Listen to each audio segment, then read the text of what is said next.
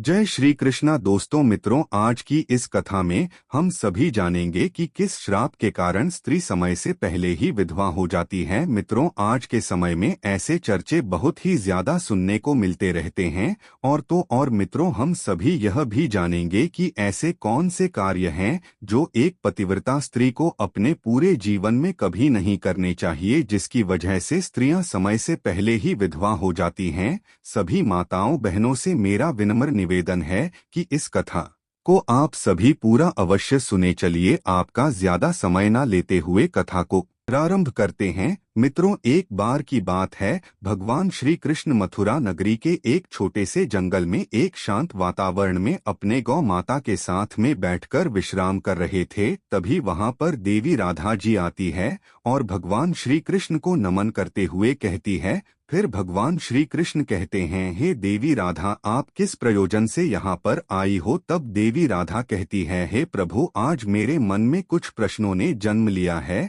और मुझे बहुत ही ज्यादा वह प्रश्न परेशान कर रहे हैं। तो हे प्रभु, मैं उन्हीं प्रश्नों के उत्तर जानने के लिए आपके पास हूँ। तब भगवान श्री कृष्ण कहते हैं, हे देवी राधा, आप अपना प्रश्न पूछिए, मैं आपके सभी प्रश्नों के उत्तर देने के लिए तैयार हूँ। तभी देवी राधा भगवान श्री कृष्ण को संबोधित करते हुए पूछती हैं, हे स्वामी, औरत किस पाप के कारण समय से पहले विधवा हो जाती है? तो भगवान श्री कृष्ण कहते हैं, देवी राधा, आज अचानक से तुम मुझसे यह प्रश्न क्यों पूछ रही हो? तो देवी राधा कहती हैं, हे प्रभु, आज जब मैं पूजा के लिए फूल तोड़ने गई थी तो मैंने कुछ स्त्रियों को देखा जो देखने में एक ही उम्र की थी, परंतु उसमें से एक औरत विधवा हो चुकी थी और बहुत दुखी जीवन व्यतीत कर रही थी, और बाकी उसी उम्र की औरत अपने पतियों के साथ सुख से अपना जीवन व्यतीत कर रही थी। यह दृश्य देखकर मेरे मन में कुछ प्रश्न उठ रहे हैं। हे प्रभु, आप ही मेरे इन प्रश्नों का उत्तर दे सकते हैं। कृपया आप मुझे मेरे प्रश्नों का उत्तर देकर संतुष्ट करें। इस प्रकार देवी राधा की बात को सुनकर भगवान श्री कृष्ण कहते हैं, हे देवी राधा, तुम्हारे मन में जो भी प्रश्न उठ रहे हैं,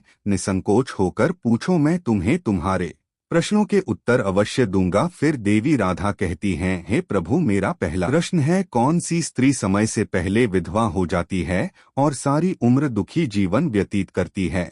और मेरा दूसरा प्रश्न है, कौन सी स्त्री को जीवन में कभी सुख शांति नहीं मिलती है? और मेरा तीसरा और अंतिम प्रश्न है, वह कौन सी चीज है जो एक पत्नी अपने पति के मांगने पर भी पति को नहीं देती है? इस तरह देवी राधा के तीनों प्रश्नों को सुनकर भगवान श्री कृष्ण कहते हैं, हे देवी राधा, तुम जिन स्त्रियों की बात कर रही